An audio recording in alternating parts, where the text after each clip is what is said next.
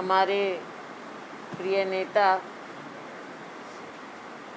दिवंगत श्री राजीव गांधी जी के सालगिरह पर सभी लोग मिलजुल कर उनके जन्म दिवस के उपलक्ष्य में अलग अलग कार्यक्रम कर रहे हैं। पूरे प्रदेश में हर जगह कहीं ब्लड डोनेशन, कहीं लोगों की सहायता किसी भी रूप में, हर तरह से कांग्रेस जन और उनके साथ जुड़कर आम लोग राजीव जी को याद करते हुए सेवा में लगे। साथियों, ये जहां हम अपने दिवंगत नेता को याद करते हैं, वहीं आगे के लिए एक नई रोशनी ढूंढते। जिस प्रकार से राजीव गांधी ने उस समय ऐसे नए कार्यक्रम दिए, याद रखिए केवल 5 साल मिले थे उन्हें, केवल 5 साल प्रधानमंत्री रहे,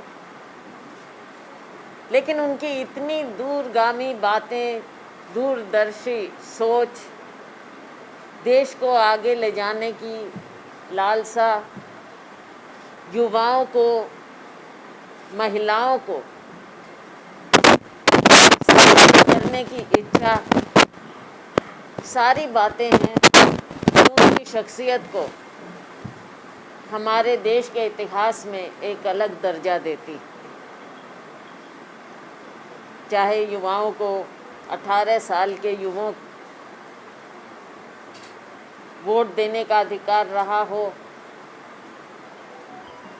चाहे महिलाओं को नीचे से, ज़मीनी स्तर से, ग्रास रूट से सशक्त करने की बात हो,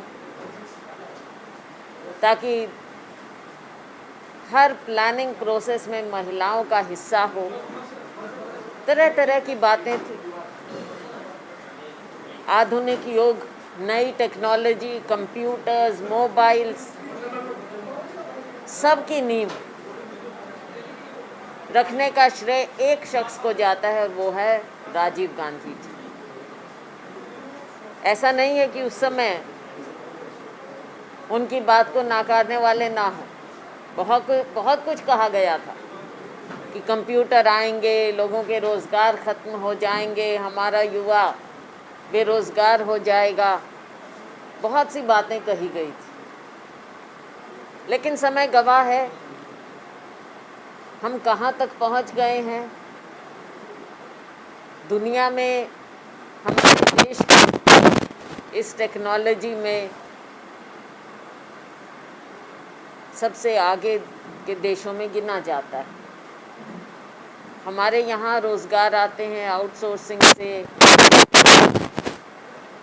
बीपीओ से, क्योंकि हमारे युवा किसी से कम नहीं हैं, और उनकी प्रतिभा को पहचानना, मौका देना, ये राजीव गांधी जी की सोच थी। अनेकों बातें। और साथियों, आज फिर देश ढूंढ रहा है उसी तरह की एक नई रोशनी को। आज हमारे पास हमारे नेता राहुल गांधी जी हैं, जिनकी सोच भी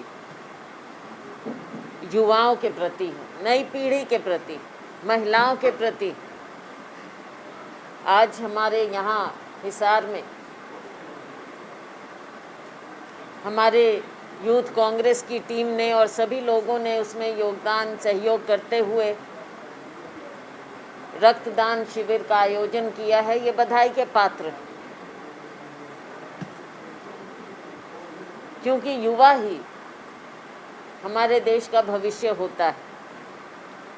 जब इनमें समर्पण की भावना आ जाए, सेवा की भावना आ जाए, तो हमारे देश का भविष्य अच्छा ही होगा, हमारे राज्य का भविष्य अच्छा ही होगा। आज मुझे खुशी है कि यहाँ हमारी युवा कांग्रेस ने रक्तदान शिविर रखा है। और हम सब लोग इसमें सम्मिलित हुए हैं किसी ना किसी भावना को लेकर, अच्छी भावना को लेकर। तो इसी तरह से आज का दिन महज केवल ये नहीं है कि हमने राजीव जी का जन्मदिन मनाया है, लेकिन उनसे प्रेरणा लेते हुए, उनके कार्य से प्रेरणा लेते हुए एक प्रण भी लेना है कि आने वाले समय में हम राहुल गांधी जी के हाथ मजबूत करेंगे, कांग्रेस के हाथ मजबूत करेंगे और देश को, प्रदेश को, समाज को आगे ले जाने की का हम पूरा प्रयत्न करेंगे, कार्य करेंगे। अब आप लोग पूछो।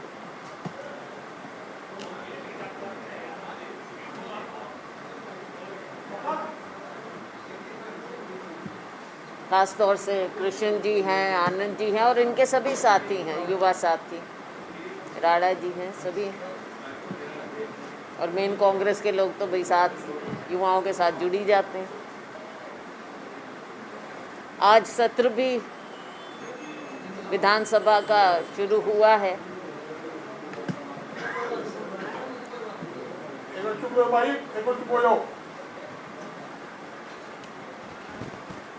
विधानसभा का सत्र शुरू हुआ है आज। सत्र तो क्या है, 2-3 दिन में, लेकिन मुद्दे बहुत हैं हमारे राज्य के, जिनको उठाने का भरसक प्रयास होगा, कांग्रेस पार्टी करेगी। पकड़ हैं, बहुत से मुद्दे हैं। किसानों की बात ले लीजिए, गरीबों की बात ले लीजिए। नया कार्य इन्होंने शुरू किया है अपने प्रोपेगेंडा के लिए।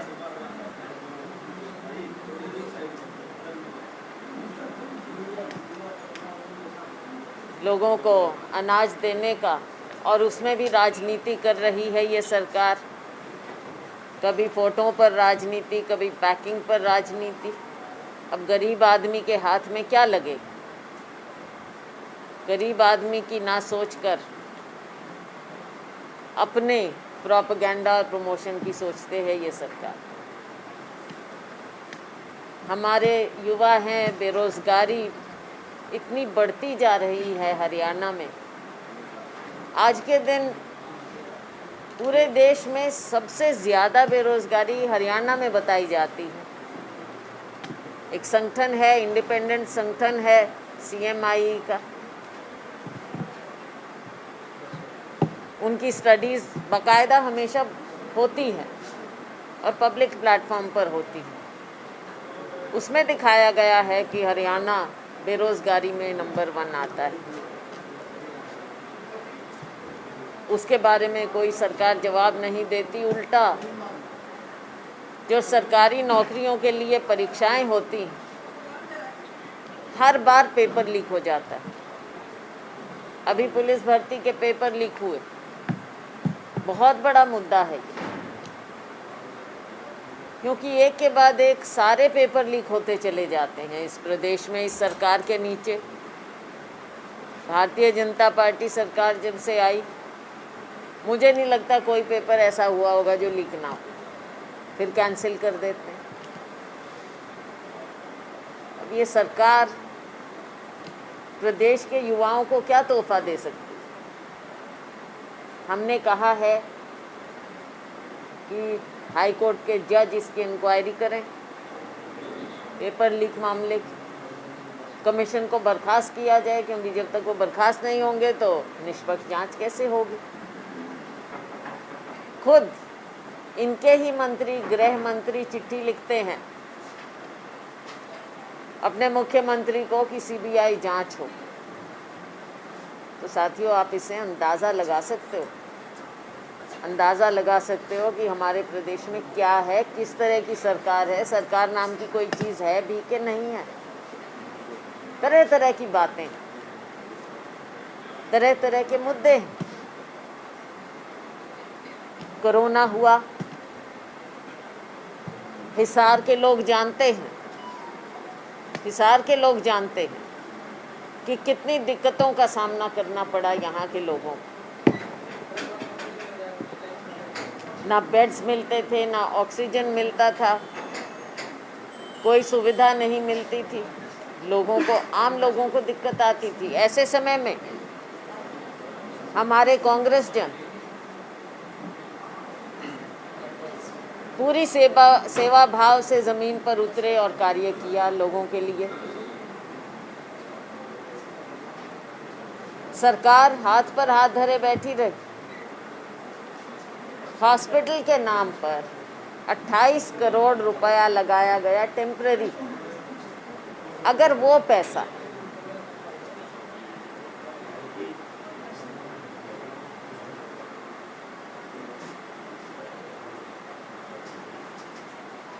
पैसा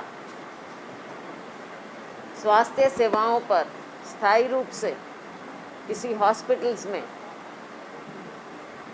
या हेल्थ सेंटर्स पर लगाया जाता तो शायद लंबे समय तक उसका फायदा होता।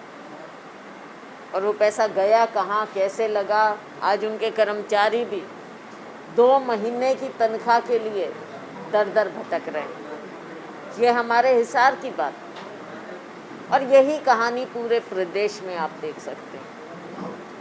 कोरोना की मार एक तरफ, लोगों के स्वास्थ्य के साथ क्या हुआ, कितने लोगों ने अपने परिवार के सदस्य खोए,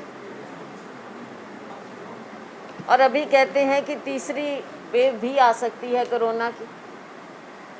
उसके लिए क्या तैयारी है, हम सरकार से पूछना चाहते हैं, सदन में पूछना चाहते हैं, विधानसभा में सरकार बताए। लेकिन ये सरकार लोगों को ना विश्वास में ले सकती है, ना विश्वास दिला सकती है। हरियाणा वासियों को इस सरकार पर कोई विश्वास नहीं रहा। हमारा किसान मजदूर जहाँ देखो आज भी सड़क पर बैठा है, लेकिन ये सरकार उनकी बात सुनने की बजाय, उनको बातचीत के लिए बुलाने की बजाय उल्टा उनके ऊपर लाठियां बरसाती है और केस बना देती। किसानों के साथ, अन्नदाता के साथ ऐसा व्यवहार होता है। आप मुझे बता दीजिए कि आज तक ऐसा हुआ क्या इतिहास में कि जनप्रतिनिधि अपने घर से बाहर नहीं निकल पा रहे हैं। लोगों के रोष का, लोगों के विरोध का सामना करना पड़ता है। कोई कार्य हो नहीं रहे, विकास कार्य ठप हैं। बारिश थोड़ी सी हो जाती है तो आप देखते हैं कि क्या हाल हो जाता है शहरों का, कस्बों का। चारों ओर कीचड़ ही कीचड़, गंदगी। इन सब बातों के लिए कौन जिम्मेवार? ऐसा लगता है कि इस सरकार को आम आदमी की, आम नागरिक की जिंदगी से, उसकी समस्याओं से कुछ लेना देना नहीं। अपने आराम से बैठे, घोटाले पर घोटाले हुए जा रहे हैं। घोटाला कैपिटल हो गया है हमारा हरियाणा।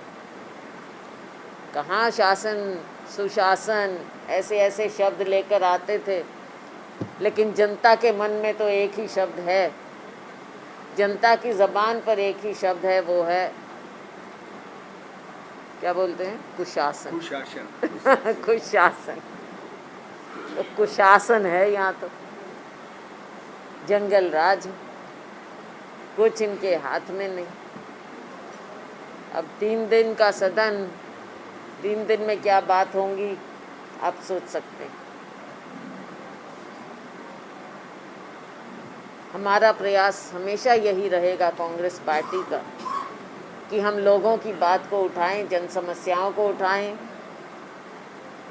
चाहे सड़क पर हो। और आप देखते हैं कि कांग्रेस जन लगातार, निरंतर लोगों की समस्याएं ज़मीन पर भी उठा रहे हैं और सदन में भी उठाएं।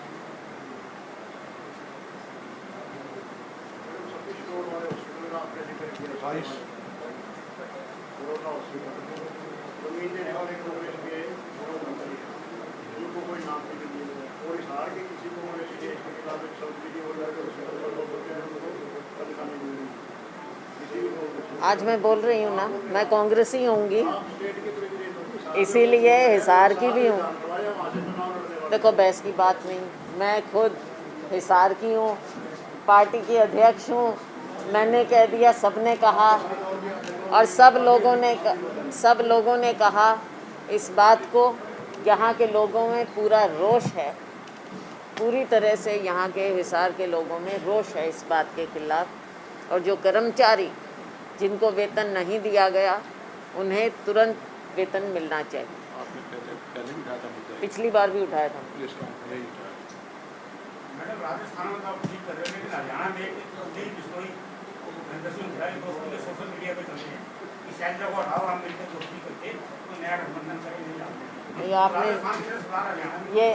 ये आपने ठीक बात कही। ये सोशल मीडिया में पता नहीं क्या क्या चलता है, तो इन चीज़ों का तो कोई वो है नहीं। लेकिन भाई आपस में दोस्ती कौन सी बुरी बात है दोस्ती तो सब में रहनी चाहिए, सारे लोगों में दोस्ती रहनी चाहिए, और रहे और है। सब मिलजुल कर पार्टी के लिए कार्य करते हैं। आपको पता है कि जब पार्टी प्रोग्राम्स होते हैं, सब मिलजुल कर उसमें करना चाहेंगे आपके कांग्रेस भवन की जहां आप बैठे हैं, इसके मेन गेट का सीवर का जो होल है वो टूटा हुआ है, बिल्कुल आप देख सकते हैं। आप जिस गेट से एंट्री किए, दूसरे गेट की बात करेंगे, मेन सीवर होल टूटा हुआ है। क्या कांग्रेस के लोग दूसरी जगह भी आवाज उठाएंगे या अपने घर के सामने की भी आवाज उठाने में फेल? इसमें फेल की कोई बात नहीं है। जो लोगों की समस्याएं हैं, क्योंकि ये सिर्फ कांग्रेस भवन के आगे की बात नहीं है, बात पूरे शहर की है, उसमें कांग्रेस भवन भी आ जाता है। हम सभी लोगों की आवाज़ उठाते हैं। मैं आज भी कह रही हूँ कि जल्द होगी, जल्द होगी। देखो हमारे कई चरण होते हैं, मैंने पिछली बार भी कहा, तो सबसे बातचीत करके अब हमारा आखिरी उसमें जल्द शीघ्र घोषणा होगी। पंजाब के अध्यक्ष नवजोत सिद्धू आज उनके पीएम ने सवाल उठा दिया कि जम्मू कश्मीर हिंदुस्तान का हिस्सा ही नहीं। किसने कहा? नवजोत सिद्धू के सलाहकार पंजाब के अध्यक्ष। अच्छा, मुझे मालूम नहीं, उन्हीं से पूछिए आप। एक मामला है कि जैसे ज्योतिरादित्य सिंधिया से बात की होगी पुराने वाले, वो भी पुराना काम है, लेकिन छोड़ता है मामले सीनियर थे। और सिद्धू वो गाड़ियाँ निकालता था, सोनिया गांधी, राहुल गांधी, वो धमकी देके अध्यक्ष का पद लेके हत्याकांड में जितने के मामले। नहीं, कोई धमकी देकर कोई अध्यक्ष पद नहीं लेके गया, कोई नहीं लेके गया। धमकी देके कोई राजनीति नहीं होती है हमारी पार्टी में। जो फैसला होता है, हमारी हाई कमांड सभी पहलुओं को देखकर फैसला लेते हैं, और जो हाई कमांड का फैसला होता है वो सभी को मान्य होता है। आपने देखा सुना, पंजाब के मुख्यमंत्री का भी यही वक्तव्य था कि जो हाई कमांड का फैसला है वो उन्हें मान्य है। मैडम, सरकार की बहुत सारी कमियां हैं, बीजेपी सरकार की, जैसे कोविड का मिसमैनेजमेंट है, अनएम्प्लॉयमेंट है, उसके अलावा भी कई सारे मुद्दे हैं, लेकिन बावजूद उसके कांग्रेस इतनी मजबूत उनकी दिखती है। आपको नहीं लगता है ऐसा? नहीं, बात ये है कि दोनों अलग अलग बातें हैं। इस सरकार की अनेकों कमियां हैं, खामियां हैं। यहाँ सरकार नाम की कोई चीज़ नहीं, ये सब देख रहे हैं। आज के दिन अनेकों मुद्दे हैं, चाहे ये सब जो आपने कही, चाहे महंगाई की बात हो, बहुत मुद्दे हैं। और इन सब मुद्दों को कांग्रेस पार्टी ने समय समय पर लगातार उठाया है, उठाते रहे हैं। बल्कि लोग तो अब ये कहने लगे कि इतना कांग्रेस अब सड़क पर लोगों के मुद्दे उठाती नज़र आती है जितना पहले कभी नहीं हुआ। जो मुद्दा होता है उनको उजागर करने में कांग्रेस पार्टी अग्रणी है और अग्रणी रहेगी। मुद्दे उठाए जा रहे हैं, लेकिन उतनी मजबूत नहीं दिखती है पार्टी। लोगों के बीच में जो इमेज है उतनी मजबूत नहीं जा रही है। नहीं, ये आपका ओपिनियन हो सकता है, लेकिन लोग इस बात को मानते हैं कि कांग्रेस पार्टी ही मजबूत विपक्ष भी है और विकल्प भी है। आने वाले समय में कांग्रेस पार्टी विकल्प है, और जनता का जो रुझान है कांग्रेस पार्टी की ओर आने वाले समय में वो और ज़्यादा होगा।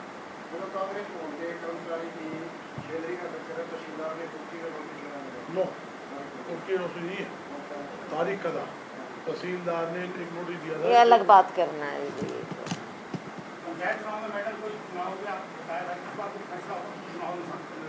शायद वो लोगों से, हम अपने पार्टी के लोगों से लगातार फीडबैक ले रहे हैं, उनका विचार ले रहे हैं, और आने वाले समय में जब फैसला लेना होगा पार्टी फैसला उसी हिसाब से ले। साहब आज एक बार ध्यान है कि अगर सेठ जी की बजट में बैठा दिया तो सरकार ने हटाया, इस सरकार ने ढा दिया, कट्टर ने ढा दिया 2018 में। हवाई जहाज उड़े ही उड़ी, साइकिल उड़ी, हवाई जहाज उड़वाओ तुम उड़वाओ। पंजाब